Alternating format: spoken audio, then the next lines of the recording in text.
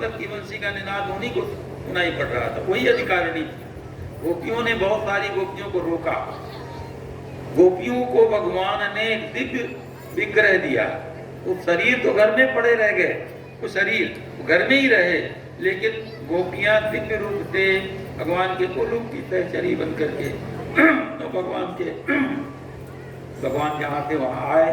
भगवान ने उनको बहुत रोका कि देखो तुम लोग जाओ, परीक्षा ली, तुम्हारे घर वाले क्रुद्ध होंगे, तुम रात में आई हो यहाँ मेरे साथ क्रीड़ा करने के लिए, रात क्रीड़ा करने के लिए।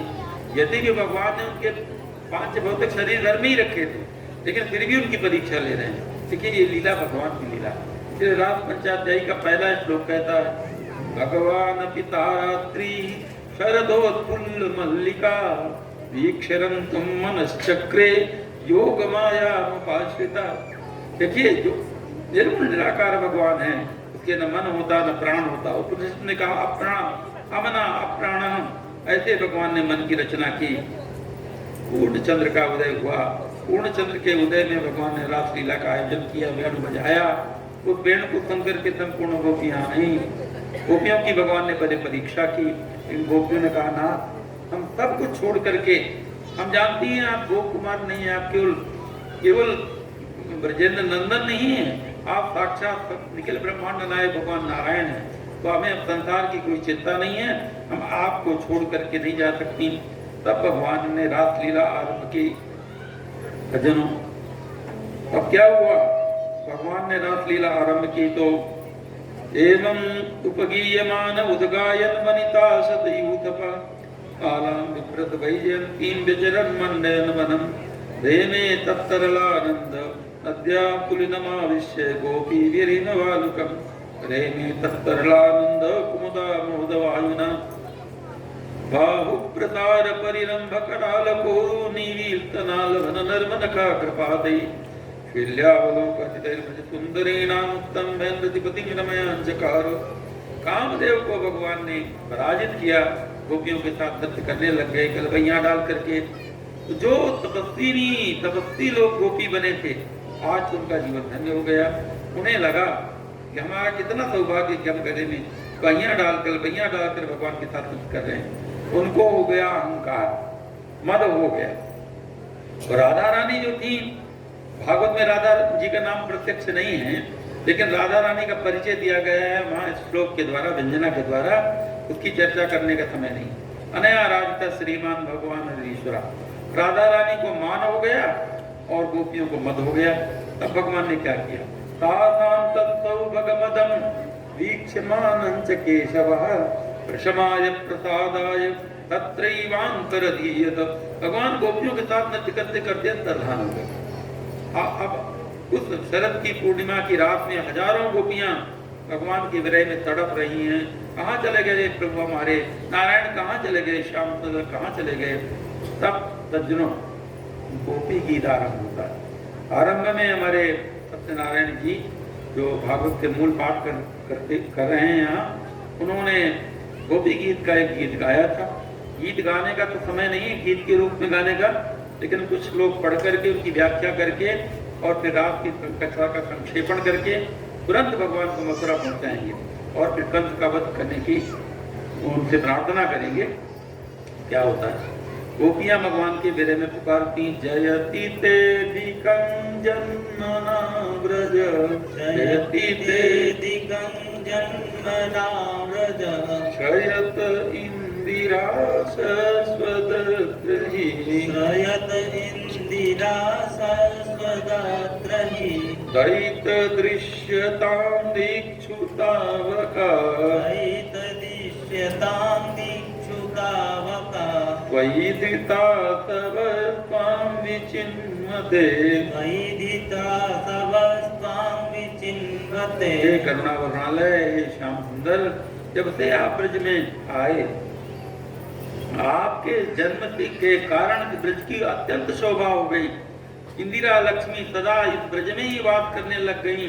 हे दैत, हे हमारे प्यारे प्राणनाथ प्राणधन, हमारे प्राण आप में अटके हैं, आप हमको दर्शन दीजिए। आपने हमारी रक्षा की, कितने प्रकार से रक्षा की, अनेक प्रकार से आपने।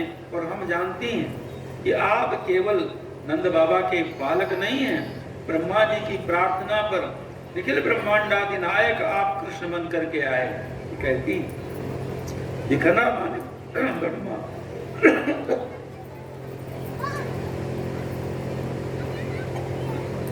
विखनता थी तो विश्वगुप्त विखनता थी तो विश्वगुप्त न खलु गोपिका नंदनो भवान न खलु गोपिका नंदनो भवान अखिल देहि नामंतरात्म दृक् अखिल देहि नामंतरात्मदृक् विखन सार्थितो विश्वगुप्त विखन सार्थितो विश्वगुप्त सख उदेयिवांसात्वतांकुले सख उदेयिवां सात्वतां। आप ब्रह्मा जी की प्रार्थना पर पधारे हैं और एक श्लोक गा करके फिर हम आगे कथा में चलेंगे। भगवान आपकी जो एक कथा है अमृत है। तब कथामृतम तप्त जीवनम तब कथामृतम तप्त जीवनम। आपकी कथा अमृत है। संसार के तपाए हुए व्यक्ति जैसे कंठताल जिसके सूख रहे हों, जैसे जीवन मिल जाए, जल मिल जाए। जीवन का एक अर्थ होता है जल। जैसे प्यासे को पानी मिल जाए अथवा संसार के ताप से तपाए हुए व्यक्ति को जैसे अमृत मिल जाए। तब कथामृतम तप्त जीवनम तव कथामृतं तप्त जीवनं। कविभिरीडितं कल्मषापहं कविभिरीडितं कल्मषापहम्। आपके चरित्र को कवि अर्थात विद्वान ही कह सकता है। मूर्ख आपके कथा को बिगाड़ देगा। ध्यान देना है, शास्त्रीय कथा सुननी चाहिए, वही कल्याण करती है। तब कथा श्रवण मंगलम कविभिरीडितं कल्मषापहम् कविभिरीडितं कल्मषापहम्। अगर ऐसी कथा सुनने को मिल जाए तो पाप नष्ट ही हो जाते। श्रवण मंगलम श्रीमदाततं श्रवण मंगलं श्रीमदाततं। भुवि गृह्णन्ति ते भूरिदा जना भुवि गृह्णन्ति ते भूरिदा जना। कानों के लिए परम मंगल में है। और श्रीमत् आततम, श्रीमत माने श्री से युक्त है, आततम माने सर्वत्र विश्व में व्याप्त है आपका कथामृत। और ऐसे कथामृत का जो दान करते हैं, जो सुनाते हैं, वह सबसे बड़े दानी हैं। हे नाथ यत्ते सुजात चरणाम्बुरं स्तनयतु गीतासनै प्रियधीमहि कर्कशेषु तेनाटवी मटति तद्गतते न किंचित् कुर्वादिभिर्भ्रमतिर्भवदायुषां नाथ। आपके चरण कमल इतने कोमल हैं, क्या हमें लगता है कि कोमल चरणों को सिर में रख लें, वक्षस्थल में रख लें, आपके चरण को कष्ट न हो। उन चरण कमलों के द्वारा आप कांटों में अनेक प्रकार के शिलाओं में भ्रमण करते हुए कहीं छुप रहे हैं, प्रकट हो जाइए भगवान। हमारा हृदय व्यथित हो रहा है। ताता मामिरभूत छोरी, तब भगवान उनके लिए प्रकट हो गए, बड़े सुंदर मनोहर स्वरूप वाले भगवान। तब गोपियों ने कहा है कन्हैया आप ऐसी लीलाएं क्यों करते हो?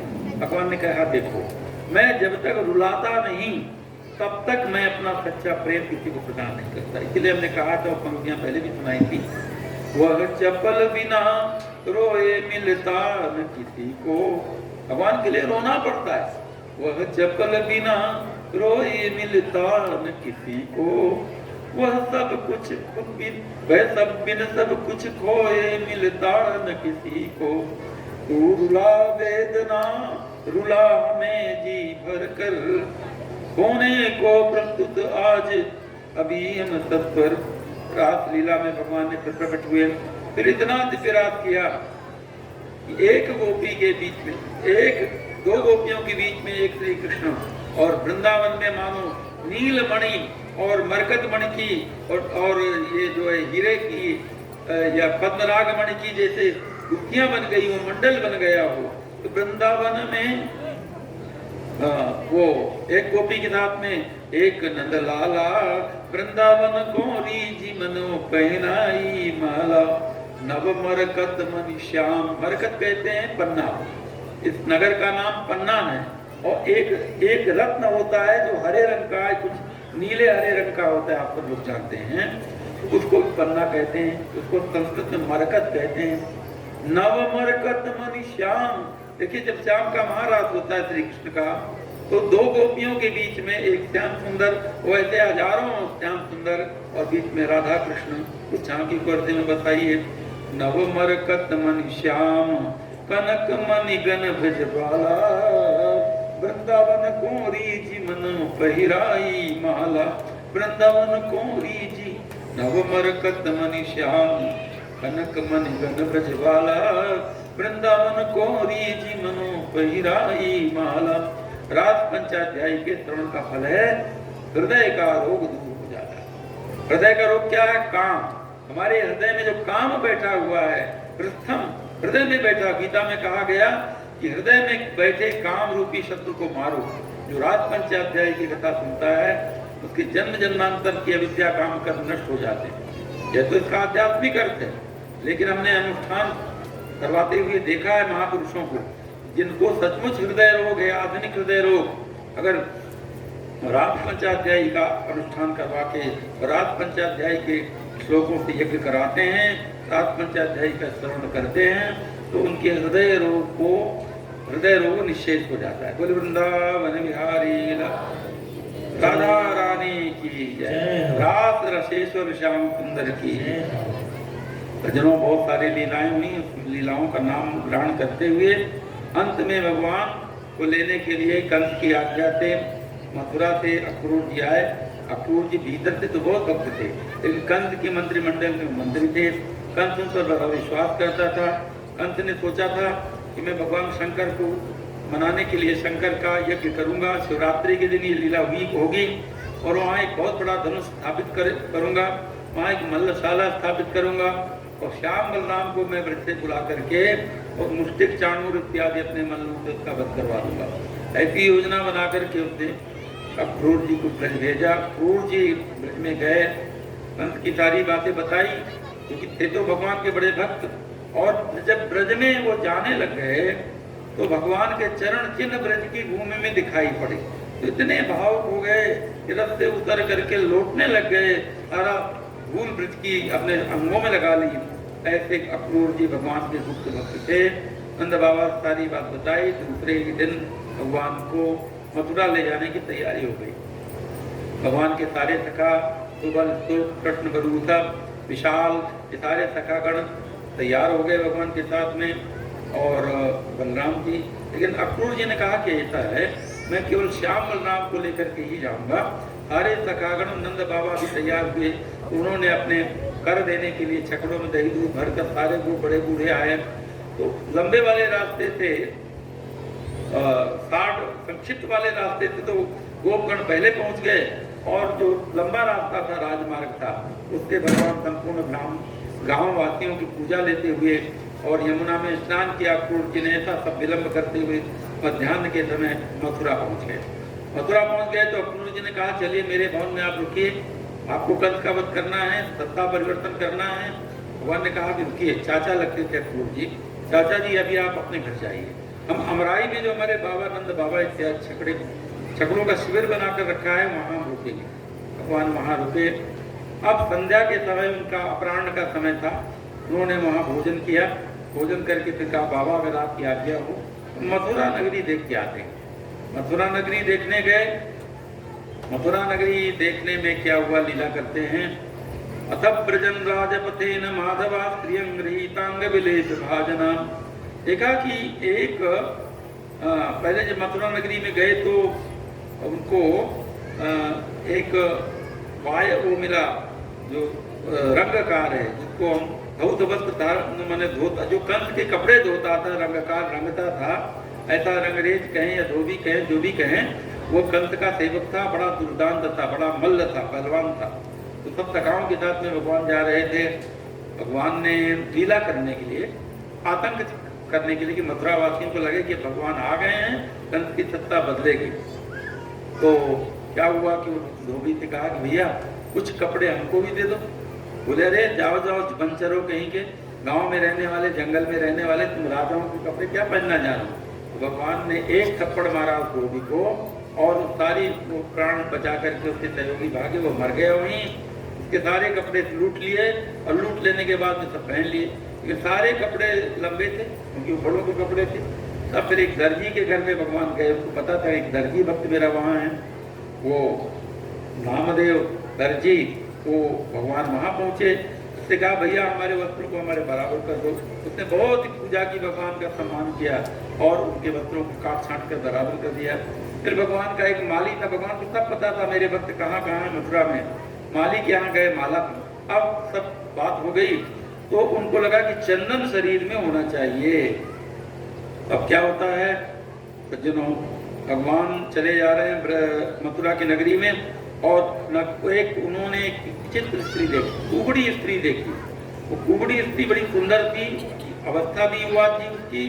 हाथ में वो अनेक प्रकार की थालियों में थाली में अनेक प्रकार की कटोरियां, नाना प्रकार की चंदन जिसमें कस्तूरी मिला हुआ था, केसर मिला हुआ था, और अनेक प्रकार के रंगों का चंदन का थाल लेकर के कंस की राजसभा में जा रही थी कंस को लगाने के लिए। तब भगवान ने पूछा तुम कौन हो? का तुम वरोर्वे तदुयानुलेपनम, का तुम वरोर्वे तदुयानुलेपनम, प्रत्यांगने वा कथयस्वसाधुनम। तुम बताओ किसकी स्त्री हो, कौन हो? उस शैलेंद्री ने कहा दास्यस्यम सुंदर कंस सम्मता, हे सुंदर मैं कंस की दासी हूँ। तो भगवान ने कहा कि तुम अपना चंदन हमको दे दो तो हम तुमको सीधी कर देंगे। भगवान को उसने चंदन लगाया, भगवान ने पूजा को सीधी कर दिया, वह धन्य धन्य हो गई। इस प्रकार भगवान कंस के वध की ओर आगे बढ़ते गए। पुष्टिक चाणूर उनका मल्ल युद्ध हुआ, कोले बीच किसको मारा और कंस की सभा में उसके युद्ध करने की मुद्रा में जो कंस था उसको मंच से गिरा करके धक्का देकर गिराया और कंस के ऊपर अपाद विश्वास से विश्वम्बर जो है उसके ऊपर गिर गए और इस प्रकार कंस का वध करके भगवान ने वसुदेव देव की ये बंधन काटे। नंद बाबा से कहा कि हम कुछ दिनों बाद ब्रज में आएंगे, आप ब्रज में चलिए, अभी अब यहाँ आतंक का वातावरण हो गया है। कुछ दिनों में काल यवन भी आएगा, कुछ दिनों में कंस का ससुर जो मागध है अर्थात जरासंध है वह आएगा। अब भगवान श्याम और बलराम इन्होंने अपना वास्तविक स्वरूप प्रकट किया। शंख चक्र गदा पद्म बनवाला धारण करके दारुक नाम का एक सारथी स्वर्ग से उतरा वैकुंठ से। मेघ पुष्प बलाहक सहित सुग्रीव मेघ पुष्प बलाहक नाम के घोड़ों से जुता उनका रथ आ गया और अब जरासंध की 23 अक्षौणी सेना लेकर के जरासंध पहली बार मथुरा को घेरने आ गया। जब कंस का वध हो गया, कंस जामाता था, उसका दामाद था। इस प्रकार से युद्ध आरंभ हुआ तो भगवान ने मथुरा को बंद करके वो कहा कि सब दरवाजे बंद कर लो, हम श्याम बलराम अकेले युद्ध करेंगे। तो अकेले श्याम बलराम युद्ध करते रहे। इस तरह से 17 बार वो आक्रमण हुआ। अब 17वीं बार भगवान ने सोचा कि जरासंध का वध मेरे हाथों लिखा नहीं है तो भीम क्या है इसको मरना है। तो उन्होंने एक लीला की। इसी बीच में एक लीला और होती है। अरब देश में कालयवन नाम का एक दैत्य था। देवर्षि नारद ने कहा ये भी मुक्त हो जाए। तो कहा कि देखो इस समय जरासंध के वैसे मथुरा आक्रांत है, तुम भी आक्रमण कर दो। देवर्षि नारद की बात सुनकर के कालयवन आया और कालयवन ने भी आक्रमण कर दिया म्लेच्छ सेना लेकर के। तब भगवान ने कालयवन को देख करके अकेले भगवान बाहर निकले, बलराम जी भी नहीं निकले, और कालयवन को देखकर भागना शुरू कर दिया। कालयवन ने सोचा कितना कायर है, मुझे देखते ही भागने लगे। काले काले स्वरूप वाला कालयवन था। भगवान काफी दूर तक, न जाने कितने कोस दूर तक उसको भगाते चले गए। एक पहाड़ी में भगवान घुसे। पहाड़ी में बहुत बड़ी गुफा थी, वहाँ एक बहुत बड़ा लंबा आदमी सो रहा था। भगवान ने अपना पीताम्बर उठाकर उसके ऊपर उठा दिया और अंधेरा था, चुपचाप से किनारे छुप गए। कालयवन थोड़ा देर से आया, अब बड़ा चलिया, इतनी दूर मुझे छल करके दौड़ाया और यहाँ आकर के सो गया। उसने लात मारी उस व्यक्ति के ऊपर। जहाँ कालयवन ने उसके ऊपर लात मारी क्यों ही उसके जग गया वह व्यक्ति, बड़ा ऊंचा पूरा लंबा, और नेत्रों से उसके आग निकली, अग्नि निकली और कालयवन वहीं दग्ध हो गया, भस्म हो गया।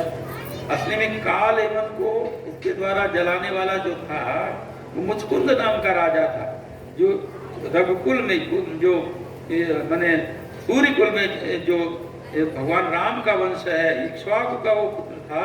और वहाँ वो उसने देवासुर संग्राम में इंद्र की सहायता की। तो इंद्र ने कहा वरदान मांगो, कहा मुझे मोक्ष दीजिए।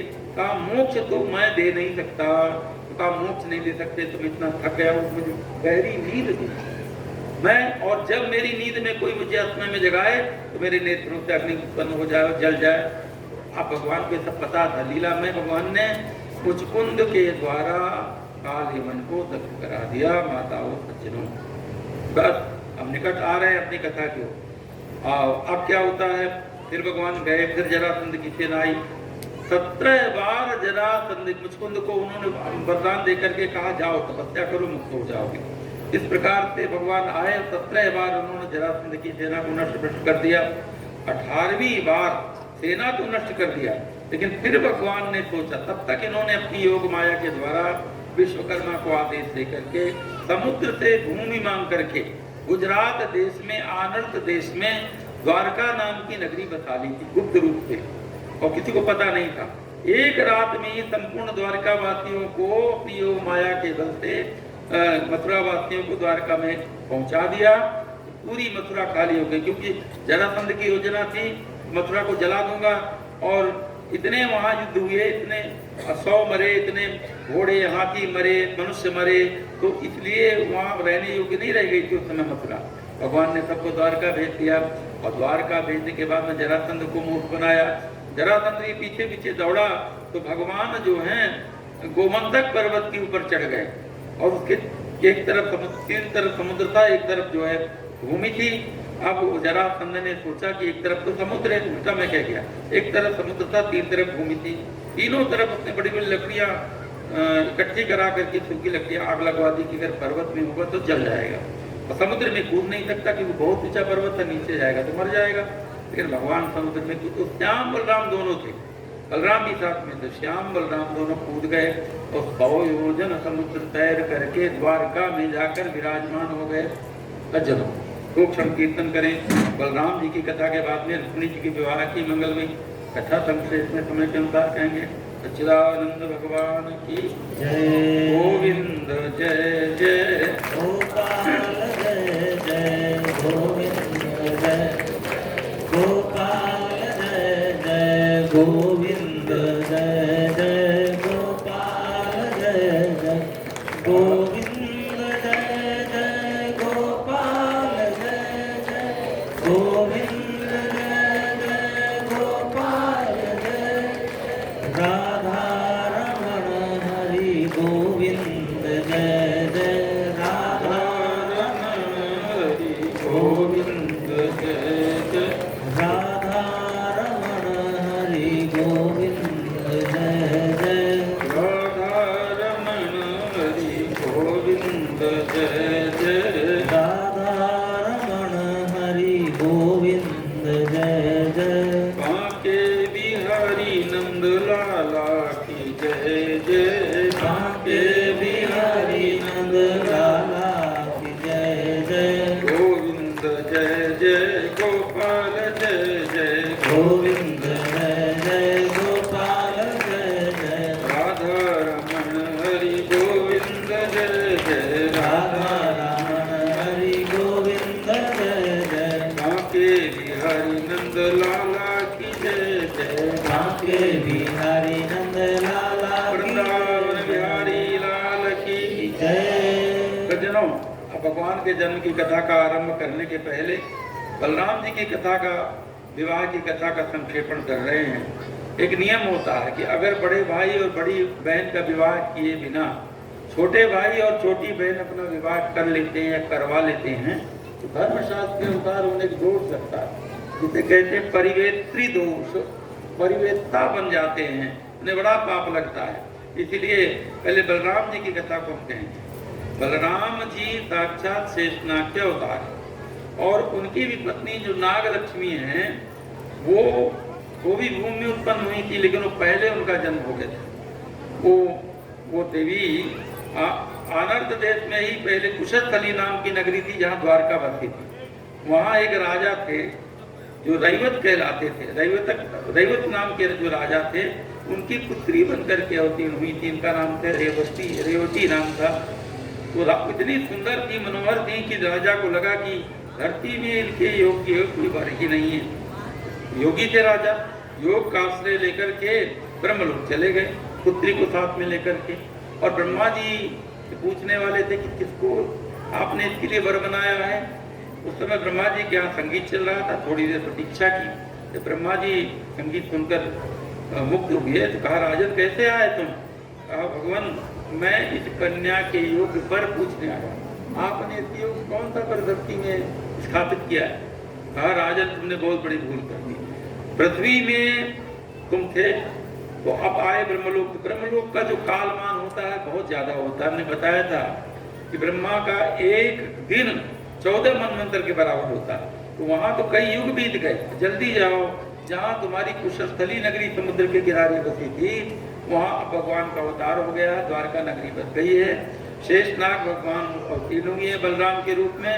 और ये जो तुम्हारी कन्या है रेवती, ये नाग लक्ष्मी उनकी नित्य पत्नी है। तो तुम जाकर के उनके साथ मिलकर विवाह करो। तो राजा है वसुदेव देव की उग्रसेन सबसे मिले कि महाराज ऐसा ऐसा मुझे आदेश हुआ, इस कन्या का बलराम जी के साथ विवाह हो जाए तो बहुत अच्छा। अब तैयार हो गए, विवाह का मंडप सजाया गया, लेकिन कन्या का अभी तक दर्शन नहीं हुआ था। तो कन्या आई तो सब चकित रह गए, कैसे होगा विवाह? बलराम जी तो द्वापर में उत्पन्न हुए थे तो उनका कद जितना था उससे 3 गुनी ऊंची थी कन्या। वो तो सतयुग में उत्पन्न हुई। हर युग में कद अलग अलग हो जाता है। बाहरी कैसी जोड़ी रहेगी? तो जोड़ी नहीं बनेगी। तो बलराम जी ने कहा कि भाई इस जोड़ी को इसको मैं ठीक करता हूँ। तो बलराम जी के दिव्य आयुध है हल और मुसल। बलराम जी ने क्या कहा, कन्या को कहा, देवी तुम यहाँ खड़ी हो। उन्होंने अपने हल को बढ़ाया, हल की उसको ईशा को बढ़ाया, ईशा मैंने दंड, हल की ईशा को बढ़ा करके ऊपर उठाया, आकाश जहाँ तक उसका सिर था उसके सिर में उसको थोड़ा चुप लगाया और मूसल से थोड़ा टूट दिया। बड़ी लीला है। और वो कन्या बराबर हो गई।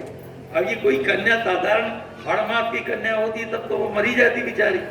एक तो हल लगाया और उसके ऊपर मूसल से कूट रहे हैं। कोई आदमी बलराम जी का काम न करे अपनी पत्नी के साथ में, हम सावधान करते, नहीं तो भयंकर जेल में जाना पड़ेगा। ऐसा करना नहीं भाई कोई। और वो कभी भी छोटी नहीं होगी, तो ले जाएगी माँ, मर भी जाएगी और ले जाएगी। ये दिव्य देवी थी। दिव्य देवी थी अर्थात बलराम जी का जो हल है वो संकर्षण शक्ति है और मुसल है विकर्षण शक्ति। ये वैज्ञानिक कहानी है। उन्होंने उस विद्या के द्वारा रेवती को अपने नाम की कर लिया। बड़ा सुंदर मंगल विवाह महोत्सव हुआ। अब सज्जनों, रेवती का विवाह, बलराम जी का विवाह संपन्न हो गया। भगवान श्याम सुंदर के विवाह की कथा आती है। श्री सुखदेव जी महाराज कहते हैं, राजन अब तुमको बड़ी सुंदर कथा सुनाते हैं। विदर्भ देश में, बरार देश में, महाराष्ट्र देश में एक नगर है कुंडिनपुर। पहले था, अभी भी कुंडिनपुर है, लेकिन पहले राजधानी थी। और वहाँ के राजा का नाम था भीष्मक। क्या नाम था? वहाँ के राजा का नाम था भीष्मक। उनके 4 पुत्र थे। राजा भीष्म को नाम विदर्भाधिपति महान। 5 पुत्र थे। तस्य पंचा भवन पुत्रा कन्नी कैका वरानना। 5 पुत्र कौन थे? रुक्मी, रुक्मरथ, रुक्मबाहु, रुक्मकेश, रुक्ममाली और सबसे छोटी बहन थी रुक्मिणी देवी जो साक्षात लक्ष्मी की अवतार थी। ये जो सबसे बड़ा भाई था बड़ा दुष्ट था और एक कंस का सहयोगी था। ये पहले कंस की पार्टी में रहा। कुछ लोग होते हैं ना कि समय समय पर पार्टी बदल देते हैं। तो कंस का जब बदल हो गया तो ये इधर आ गया और फिर भी मन में जलता रहा। कंस के पक्ष का था शिशुपाल और भगवान के जितने विरोधी थे। तो इसने सोचा कि मैं अपनी कन्या, अपनी बहन का विवाह शिशुपाल से कर दूंगा जो रावण का अवतार था। तो इसका विचार था कि मैं अपनी बहन का विवाह शिशुपाल से करूं। लेकिन रुक्मिणी देवी को भगवान का पता, अवतार का पता चल गया। वो तो नित्य लक्ष्मी है।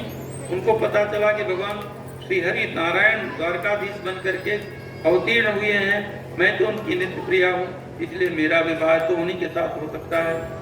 इधर सारी तैयारी हो गई। पिता चाहते थे, माता चाहते थे कि भगवान कृष्ण के साथ में विवाह हो। पूरा नगर कुंडनपुर चाहता था कि भगवान कृष्ण के साथ में ही कन्या का विवाह हो। हमें भगवान कृष्ण आते जाते रहेंगे। देखिए सज्जनों माता, जब श्याम राघवेंद्र सरकार अर्थात श्री राम लक्ष्मण जब मिथिला गए और मिथिला में जनक नंदिनी के स्वयंवर की तैयारी हो चली रही थी, धनुष जो तोड़ देगा वही उसी के साथ विवाह हो जाएगा। तो जब नगर भ्रमण करने के लिए श्री राम जी और लक्ष्मण जी गए तो वहाँ की नागरी स्त्रियां क्या कहती हैं, वहाँ की नगर निवासी स्त्रियां श्री राम को देख करके गदगद हो जाती हैं। तो कहती है सखी कहीं ऐसा हो जाए कि यही राजकुमार, अयोध्या का राजकुमार अगर धनुष तोड़ दे तो कितना सुंदर हो जाए कि इसका विवाह सीता के साथ हो जाए। कहा बोली बोली तुमको क्या मिलेगा? कहा हमको बहुत मिलेगा। सखी हमारे आरत अतिता दे कब हूँ कहे आम यही नाते। हमें इसलिए बहुत आनंद आएगा जब सीता के साथ विवाह हो जाएगा, कभी न कभी ससुराल तो ये आएंगे, हमारा भी दर्शन उनको भी हो जाएगा। ना हित हम कहूँ सुनहु सखी इन कर दर्शन दूरी, नहीं तो हमको कहाँ का दर्शन होगा। ना हित हम कहूँ सुनहु सखी इन कर दर्शन दूरी, यह संकट तब होई जब पुण्य पुरा कृत भूरी। जैसे वहाँ की नागरी स्त्रियों ने कामना की, ऐसे एक बार भगवान कुंडिनपुर गए थे किसी प्रयोजन से, सबने भगवान का दर्शन किया था। सभी नगर निवासी, पिता भीष्म, उनकी पत्नी और अन्य 4 भाई सभी चाहते थे कि हमारी इस कन्या का विवाह भगवान श्याम सुंदर के साथ में। किंतु वो बड़ा दुष्ट था, भीष्म बड़ा उग्र था, वो रुक्मी बड़ा उग्र था। उसने कहा नहीं, मेरी बहन का विवाह तो वीर शिशुपाल से होगा, कुछ भगोड़े से नहीं होगा जो काले उनके सामने भागा, जो जरासंध के सामने भागा। और जरासंध को वो अपना पिता मानता था, दत्तक पुत्र था जरासंध का। तो ये सब योजना बनी। अब शिशुपाल की बारात आने में 2 दिन रह गए, तब रुक्मिणी जी बहुत घबराए हैं और उन्होंने एक ब्राह्मण देवता, बूढ़े ब्राह्मण देवता प्रार्थना की कि हे ब्राह्मण देवता, मैं आपकी बेटी के समान हूँ। अंतापुर में वो आते थे ब्राह्मण देवता, आप मेरा पत्र ले जा करके भगवान को दीजिए और कहिए कि अगर आप एक दिन में, कल मेरा विवाह, जब तक आप पहुंचेंगे तो विवाह का 1 दिन बचेगा, वो आप उनको जब तक लेकर आएंगे तो विवाह वही दिन हो जाएगा। इसलिए आप कहिए कि भगवान अगर कल तक आप नहीं पहुंचे तो रुक्मिणी ने कहा मैं अपने प्राणों को उत्सर्ग कर दूंगी, मैं शिशुपाल के साथ में अपना विवाह नहीं होने दूंगी। ऐसा ब्राह्मण देवता से कहा। पिता माता के आदेश से ब्राह्मण देवता पत्र लेकर के और द्वारका धीरे धीरे पैदल आए। अनर्थ देश माने विदर्भ देश से, महाराष्ट्र से गुजरात तक आए भगवान द्वारकापुरी। तो पर ब्राह्मण में तेजो बल था, बड़े दिव्य थे, ब्राह्मण पहुंच गए। भगवान अपनी सुधर्मा सभा में विराजमान थे और सब यदुवंशी बैठे थे, वसुदेव जी देवकी, वसुदेव जी बैठे थे, उग्रसेन जी बैठे, सारे यदुवंशी सभा में बैठे थे। तब ब्राह्मण देवता वहां पहुंचे। ब्राह्मण देवता का बड़ा सम्मान किया भगवान ने और कहा कहाँ से आप पधारे हैं? तो बताया मैं विदर्भ देश से आया हूँ। भगवान ने कहा ठीक है, हम राजसभा का भंग कर देते हैं अतिथि सेवा के लिए। राजसभा का बंद किया, भंग किया। फिर भवन में ले आए भगवान ने, उनका पूरा स्नान पूजन आरती सब कराया, भोजन कराया। भोजन करने के बाद एकांत कक्ष में ब्राह्मण देवता को सिंहासन में बैठाकर पूछा, भगवान आप विदर्भ देश से आए हैं, क्या संदेश लाए? तब उन्होंने, ब्राह्मण देवता ने कहा, भगवान आप तो जानते हैं रुक्मिणी जो हमारी कन्या है हमारे राजा की, वो साक्षात लक्ष्मी की स्वरूपा है, आप लक्ष्मीपति हैं, उनका विवाह तो आपके साथ ही होना है। लेकिन इधर उसके बड़े भाई ने शिशुपाल जो क्षेत्र देश का राजा है, जो रावण का अवतार है, उसको निमंत्रण दिया है, वो अपनी बारात लेकर के आ ही गया होगा। अब आप कृपा करके अगर नहीं चलेंगे तो रुक्मिणी ने भी अपने प्राणों का परित्याग कर दे। एवं संप्रश्नो ब्राह्मणा परमेष्ठिना लीला गृहीत देहेन तस्मै सर्वम वर्णयत। सारी बातें बताई। रुक्मिणी देवी के पत्र को दे दिया ब्राह्मण ने, कहा ये मेरी बेटी का पत्र है और मैं अपनी बेटी के प्रेम पत्र को मैं पढ़ करके सुनाऊं, ये उचित नहीं है, आप उसको पढ़ लीजिए। भगवान ने कहा ब्राह्मण जो होते हैं मेरे शरीर होते हैं और ब्राह्मणों को कोई दोष नहीं लगता। मैं आपसे निवेदन करता हूँ आप ही पत्र पढ़कर सुनाएं। तो देवी रुक्मिणी का पत्र पढ़ने लग गए ब्राह्मण। क्या लिखा था देवी ने? श्रुत्वा गुणान् भुवन सुंदर शृण्वतान्ते निर्विश्य कर्ण विवरैर् हरतोंग तापम रूपं दृशां दृशिमताम् अखिलार्थलाभं वैयच्युता विशति चित्रमपत्रपं मे। हे अच्युत, हे अपने प्रत से चलने न वाले, अपनी स्थिति से कभी नीचे न उतरने वाले नाथ, हे भुवन सुंदर सारे संसार के से परम मनोहर, मैंने आपके भक्तों के द्वारा, आपके गीत गाने वालों के द्वारा मैंने आपके लीला के चरित्र सुने हैं, आपके रूप का वर्णन सुना है। जब से मैंने आपके रूप माधुरी का वर्णन सुना, मेरे हृदय की सारी वेदना जल गई, मैं परम आनंदित हो गई। हे मुकुंद, मैं आपको अपना पति बनाना चाहती हूँ। यदि आप नहीं आएंगे, आपके चरण कमलों की रज को ब्रह्मा जी अपने मस्तक पर धारण करते हैं। यदि आप यर्यम्बुजाक्ष न लभे भगवत प्रसादम जय्यामपूर्ण प्रतिकृषां छत जन्म विद्या। 100 जन्मों में भी अगर आप नहीं मिलेंगे तो मैं साधना करती रहूंगी, लेकिन विवाह आपके साथ करूंगा। भगवान ने कहा, देव ब्राह्मण देवता आप चिंता न करें, अपराह्न में ही हम चलेंगे। भगवान ने अपना रथ मंगाया, बलराम जी को भी नहीं बताया। शहीद सुग्रीव मेघ पुष्प और बलाहक 4 रथों से युक्त, 4 घोड़ों से युक्त रथ को, जो सोने का बना हुआ था, जिसमें गरुड़ ध्वज था, गरुड़ का चिन्ह बना हुआ झंडा लगाया हुआ था, उसमें भगवान ने ब्राह्मण को बैठाया। दारुक नाम का सारथी था। दारुक, जल्दी हमको कुंडिनपुर ले चलो। भगवान कुंडिनपुर पहुंच गए। अब उसी दूसरे दिन विवाह का पाणिक ग्रहण संस्कार होना था, तो शिशुपाल की बारात माताओं सज्जनों आ गई। उसको बड़े प्रेम से रुक्मी ने रुकाया था, बड़ा मान सम्मान चल रहा था। बेचारे पिता माता बड़े दुखी थे, लेकिन क्या करते, बड़ा दुष्ट पुत्र था। तब भगवान जाकर के अकेले, केवल किसी सेना को नहीं ले गए, अमराई में जाकर कुंडिनपुर के बाहर एक आम का बगीचा था, वहां चुपचाप रुक गए। लेकिन पिता माता को और लोगों को, कुंडिनपुर वासियों को पता चल गया कि भगवान आ गए हैं, अब कुछ लीला करेंगे और रुक्मिणी का विवाह भगवान के साथ ही होगा। सबके मन में एक दृढ़ विश्वास हो गया। चुपके चुपके पिता ने भगवान को अर्घ दिलवाया। अर्घ जब कोई आता है महापुरुष को अर्घ दिया जाता है, और अर्घ के साथ में विवाह में जो है एक और विधि होती है। विवाह कराने वाले यहाँ पंडित बैठे हैं, आ गए वो पंडित जी विवाह कराने वाले। कितने विवाह इस साल कराए बताया ही नहीं हमको।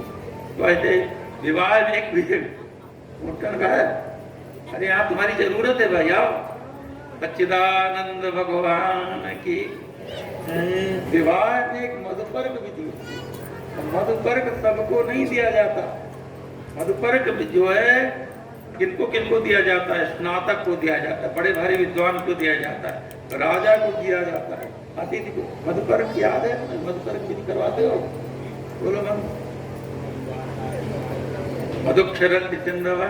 हाँ, तो मधुपर्क जो किसको किसको दिया जाता है, मतलब बताओ। मधुपर्क का अधिकारी कौन होता है? हाँ, और अच्छा, राजा, अतिथि, स्नातक और दूल्हा। दूल्हे को मधुपर्क दिया जाता है, ये ध्यान देना है। देखिए, शिशुपाल दूल्हा बन करके आया था, उसको मधुपर्क नहीं भिजवाया गया। श्याम सुंदर श्री कृष्ण द्वारकाधीश यहाँ खड़े हो गया। अभी विवाह नहीं होगा ना, ऐसा पंडितों की जरूरत है।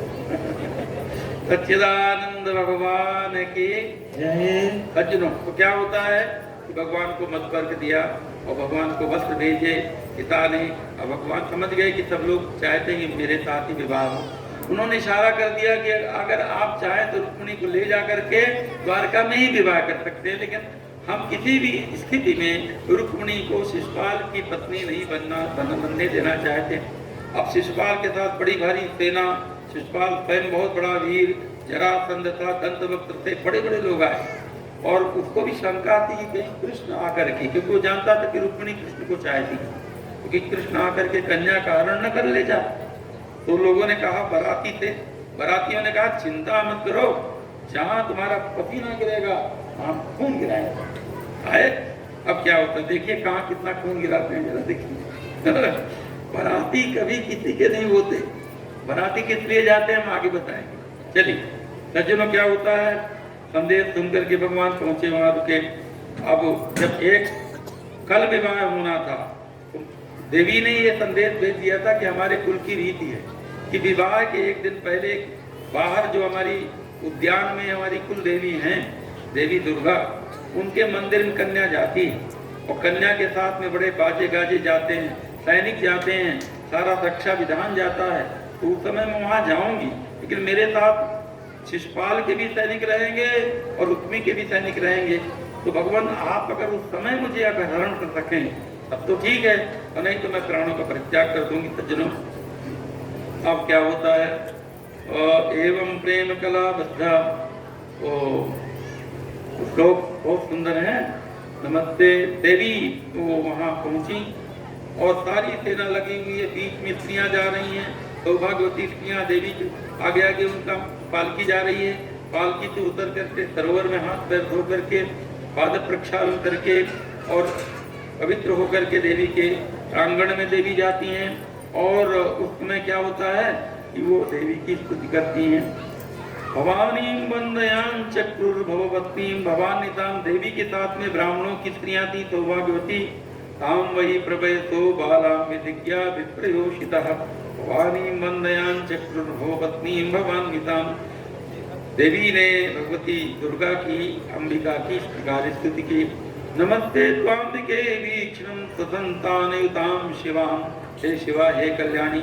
आप जानते हैं सीता जी ने भगवान देवी से प्रार्थना की थी, जय जय गिरिवर राज किशोरी, जय महेश मुख चंद चकोरी, जय गजवदन षडानन माता। तीज चौपाई नहीं तो आदि मध्य अवसान, अमित प्रभाव वेद नहीं जाना। ये सब जैसी स्तुति की वैसे ही भगवती रुक्मिणी ने भी स्तुति की। अंत में यही कहा कि मुझे मेरे प्रियतम प्रभु ही प्राप्त हो जाए, जिससे मेरा मन लगा हुआ है वही मेरे नारायण प्राप्त हो जाए।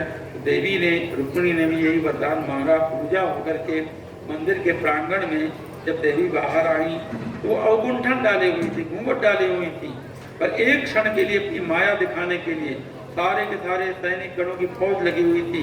शिशुपाल के सैनिक अलग, रुक्मी के सैनिक अलग, हाथी घोड़े तलवारें लपका रही थी, भाले चमक रहे थे। कोई कन्या को कैसे ले जाएगा, सन्नत थे। देवी रुक्मिणी ने चबूतरे में खड़े होकर अपना घूंघट उठाया, एक क्षण के लिए बिजली कौंधी और देवी के स्वरूप को देख करके सब मूर्छित होकर के वहीं लेट गए। इतने में बिजली कौंधी और दुल्हन ले गए लक्ष्य निवासा, नृप समाज तो भयो निराशा। भगवान तुरंत आए बिजली की तरह, मेघ की तरह, और जैसे मेघ बिजली को गोद में ले ले, ऐसे उनको गोद में लेकर के रथ में बैठाया और कहा चलो। बस जहां वो रथ में बैठी था जागृत हो गए, पकड़ो पकड़ो वो पकड़ो पकड़ो इस ग्वाले को, ये कन्या ले जा रहा है, कन्या ले जा रहा है। सारी सेना पीछे पीछे चली। भगवान ने अपने सारंग धनुष के बाणों से सारे शिशुपाल की सेना को और रुक्मी की सेना को अस्त कर दिया। सज्जनों, अब क्या हुआ, जो शिशुपाल की जो सेना थी आधी घायल हो गई। वादों ने अपने प्राण बचाए और कहा कि भैया लौट चलो। क्या कहा कि लौट चलो। बरातियों ने कहा कि देखो भैया ऐसा है, अभी तुम्हारा मुहूर्त सही ब्राह्मणों ने नहीं विचारा था, तुम्हारे नगर के ब्राह्मणों ने ठीक मुहूर्त नहीं विचारा था। ठीक मुहूर्त विचारा होता तो विवाह हो जाता। तो ऐसा है, अभी दोबारा अभी देखा जाएगा, तुम्हारे बहुत सारे विवाह होंगे। तो चलो, ये वही बराती थे सज्जनों माताओं जो कहते थे जहाँ तुम्हारा रक्त गिरेगा वहाँ, जहाँ तुम्हारा पसीना गिरेगा, प्रश्वेद गिरेगा वहाँ रक्त गिरेगा। लेकिन ये कुछ नहीं कर बोले, चलो चलो लौट चलो। खाली बारात लौटी इतने बड़े वीर की। वो बेचारी उसके नगर की माताएं स्त्रियां परीक्षण करने के लिए तो तैयार बैठी थी कि दूल्हा आएगा, दुल्हन आएगी, बारात लौटेगी, बड़े उत्साह में। और ये काला मुंह करके अपना सा मुंह करके दूल्हे को जाना पड़ा। एक रहस्य की बात बताते हैं, जब किसी का कन्या वर का विवाह होता है तो कौन क्या चाहता है। हमारे संस्कृत के आचार्यों ने एक बात कही, कन्या मृगयते रूपम। कन्या चाहती कि मुझे दूल्हा जो मिले बड़ा सुंदर हो। उसी तरह वर भी चाहता है कि कन्या जो वधू मिले मुझे वो बड़ी सुंदर हो। उनको लगता है कि सुंदर मिले। तो कन्या मृगयते रूपम, कन्या मृग रूप चाहती। और पिता जो उसका होता है वो कुल चाहता है। और माता चाहती है पारिवार दहेज। माता को लगता है कि कितना दहेज आया है, ये मैं बताऊं अपने सहेलियों में, दिखाऊं सबको। तो माता पारिवार्य चाहती है, पिता चाहता है कुल अच्छा हो, और कन्या या वर रूप चाहते हैं, और ये सब कुछ अपना अपना सब चाहते हैं। बराती क्या चाहते हैं?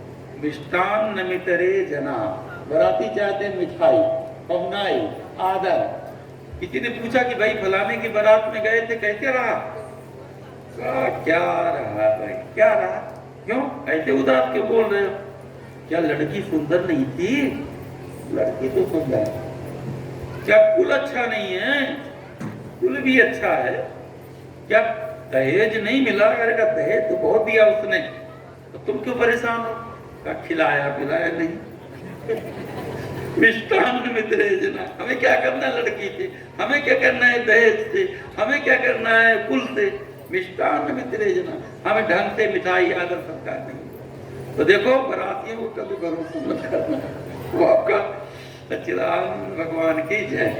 अब क्या होता है, देखिए अभी रुक्मिणी विवाह वहां नहीं हुआ कुंडनपुर में, ये द्वारका में विवाह हुआ। कैसे हुआ हम बताते हैं आपको। तब फिर आप विवाह के समारोह को जैसा भी जो कुछ आपको करना हो करिएगा, हम लोग भी आनंद देखेंगे। और मिठाई मिठाई तो मिलेगी विवाह के बाद में, प्रतीक्षा नहीं करेंगे। सच्चिदानंद भगवान की जय। सज्जन अब क्या होता है, जब वो शिशुपाल के लोग तो लौट गए, लेकिन भाई बड़ा क्रोधी था रुक्मी। उसने कहा न प्रवेक्षामि कुंडिनम, जब तक मैं कृष्ण का वध करके अपनी बहन को छुड़ा के नहीं लाता तब तक कुंडिनम न प्रवेक्षामि, कुंडिन शहर में मैं नहीं प्रवेश करूंगा। वो पीछे पड़ गया। अब भगवान उसको मार रहे हैं, युद्ध कर रहे हैं, युद्ध हो रहा है। रुक्मिणी पीछे बैठी हुई है। रुक्मिणी जी तुच्छ भाई था तब भी कह रहे हैं कि भगवान ऐसा करिएगा मेरे भाई के प्राण मत लीजिए। इतने में क्या हुआ, इतनी जल्दी जल्दी हम भगवान की लीला कह रहे हैं, तो बार बार पानी पीते देना पड़ता है। लोग कहते हैं ना उसने आज पानी पी पी करके मुझको ऐसा ऐसा कहा। अब ऐसे कथावाचक के पानी पी पी के कथा सुनाते हैं। सच्चिदानंद भगवान की जय। सज्जनों क्या हुआ, बलराम जी को जब पता चला कि कृष्ण अकेले चला गया, हमारा कन्हई अकेले चला गया और वहां तो युद्ध हो सकता है, तब उन्होंने भयंकर सेना लेकर के पीछे पीछे वो अपने तालत ध्वज रथ में बैठ करके आए कुंडनपुर, और देखा कि यहाँ तो रुक्मी के साथ में भगवान कृष्ण का युद्ध हो रहा है। भगवान कृष्ण ने तब तक रुक्मी को इतना पराजित कर दिया था, और पराजित करके उसको उन्होंने एक बाण ऐसा मारा कि रुक्मी के सारे केस मुड़ गए और उसकी दाढ़ी मूछ भी मुड़ गई।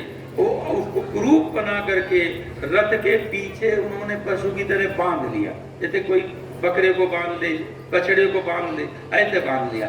और चल बलराम जी आए, अरे कृष्ण अकेले तुमने युद्ध किया, फिर यह तो अच्छा नहीं किया तुमने, ये तुम्हारा संबंधी है, साला है, भले ही तुम्हारे द्वेष करता है, लेकिन इस तरह नहीं तुमको करना चाहिए, छोड़ दो इसको, छोड़ दो। भगवान तो रुक्मी को मारना ही चाहते थे, तो रुक्मिणी जी रथ से उतर करके भगवान के चरणों को पकड़ लिया कि भगवान मैं तो आपकी प्रिया हूँ, आपकी दासी हूँ, लेकिन मेरे भाई का वध मत करिए। तो भगवान ने उसको रथ में बांध दिया, तो बलराम जी ने छुड़ा दिया। तो बेचारा अपना समूह ले जा करके तो कुंडनपुर नहीं गया, प्रतिज्ञा तो उसकी पक्की थी। उसने भोजकट नाम का नगर बताया और अलग अलग नगर में रहने लग गया। लेकिन आगे चल करके उसने सोचा मैं बदला अवश्य लूंगा। ये सब चर्चाएं आगे करेंगे। अब इधर भी रुक्मिणी देवी द्वारका में पहुंचे। भगवान का यह प्रथम विवाह था, आगे चल करके तो उनकी विवाहों की पंक्ति लग जाएगी। आप जानते हैं 16,108 उनकी राजरानियां थीं, उनकी चर्चा हम कल की कथा में करेंगे। आप जल्दी आइएगा अगर ये कथाएं सुनी। देखिए विवाह की कथा तो आप जल्दी सुनिए ना, हर विवाह में मिठाई होती है। अब मिठाई खाना हो तो कथा सुननी पड़ेगी विवाह की। अगर आप देर से आएंगे, सोचेंगे कथा के अंत में चलें, तो शायद क्या होगा पता नहीं। इसलिए कल की कथा में आप जल्दी आइएगा। सज्जनों चर्चा हम ये कह रहे हैं कि वहां पर विधि पूर्वक द्वारकावासियों ने निर्णय किया कि चलो अभी तो ये राक्षस 8 प्रकार के विवाह शास्त्रों में कहे गए हैं। सबसे अच्छा होता है ब्राह्मण विवाह, जो आजकल हम लोग करते हैं कि बारात लेके आते हैं, कन्यादान होता है। एक होता है गांधर्व विवाह, जब कन्या वर आपस में मिलकर विवाह कर लेते हैं। एक होता है प्राजापत्य विवाह, जहाँ आर्ष विवाह, ऋषियों का विवाह, उसकी एक अलग विधि है जिसमें गोदान इत्यादि करके उन्होंने उस कन्या पक्ष को गाय देनी पड़ती है, तब वो विवाह होता है, तब है। धर्मशास्त्र के समय नहीं उसकी चर्चा करते। एक होता है पैशाच विवाह, सोती हुई कन्या को उठाकर ले जाना, पैशाच विवाह पिशाचों का। तो एक होता है राक्षस विवाह, जब जबरदस्ती कन्या कारण करके कोई वर ले जाता है तो राक्षस विवाह कहलाता है। भगवान थे तो भगवान, लेकिन राक्षस विवाह की विधि से उन्होंने रुक्मिणी का हरण किया, पद्धति वो अपनाई। तो राक्षस विधि से विवाह करेंगे तो अपवित्र हो जाएगा विवाह, वो विवाह वैध नहीं माना जाएगा। इसलिए भगवान ने वहां कहा कि अब यहाँ विधिवत विवाह हो। तो आधी द्वारिका बन गई कन्या पक्ष, तो आधी द्वारिका वाले बन गए वर पक्ष। आधी कन्या पक्ष वाले द्वारका वासियों ने खूब दहेज इकट्ठा किया। सारे जो दहेज के सामान होते हैं, वस्त्र आभूषण और अन्य जो सामान कन्या को दहेज में दिए जाते हैं, वो सब आधे द्वारका वालों ने सहायजा, सारे ऋषिगण इकट्ठे हुए, सारे ब्राह्मण इकट्ठे हुए। आधे द्वारकावासी घराती बने, आधे बराती बने। बड़ा सुंदर मंडप बनाया गया सज्जनों, और संपूर्ण जो ऋषिगण हैं वो बैठे, वर कन्या को विधिवत अनेक प्रकार से उनके उपचार करके, उनके संस्कार करके सजाया गया। और ब्राह्म विधि से सप्तपदी के अनुक्रमण से और फिर रुक्मिणी और भगवान सेवक द्वारकाधीश का मंगल विवाह संपन्न हुआ। सब देवियां मंगल गीत गाने लग गईं। सारी द्वारका में आनंद महोत्सव आ गया। देवकी, वसुदेव और अन्य जो यदुवंशी थे सब आनंद महोत्सव मनाने लगे। पूरे द्वारका को सजाया गया, मंगल वाद्य बजने लग गए, सब जय जयकार करने। द्वारकाधीश भगवान की जय, रुक्मिणी नाथ भगवान की जय, लक्ष्मी नाथ भगवान की जय। मंगल गीत गाए जाने लग गए और सबने आदि द्वारका ने विदाई की वही रस्म की। कन्या को विदा किया गया। भगवान के घर में भगवान पधारी, देवी पधारी, और वो साक्षात श्री देवी, साक्षात रमा देवी, वही देवी जो वैकुंठ में श्री मन नारायण के चरण कमलों का सम्मान करती हैं, वही देवी रुक्मिणी बनकर के आज द्वारकाधीश के घर में प्रथम महिषी बनकर के, प्रथम राजरानी बनकर के पधारी। बोले लक्ष्मी नारायण भगवान की जय। श्रीमन नारायण नारायण नारायण, श्रीमन नारायण नारायण नारायण, लक्ष्मी नारायण नारायण नारायण, लक्ष्मी नारायण नारायण नारायण, श्रीमन नारायण नारायण नारायण, श्रीमन नारायण नारायण नारायण, लक्ष्मी नारायण भगवान की जय, रुक्मिणी वासुदेव भगवान की जय, सत्य सनातन धर्म की जय। कथा तो हमारी हो गई। अब रुक्मिणी विवाह का कोई उत्सव आप करते हो तो करिए, अन्यथा फिर आरती का कार्यक्रम हो। क्या रहता है हमें पता नहीं। सच्चिदानंद भगवान की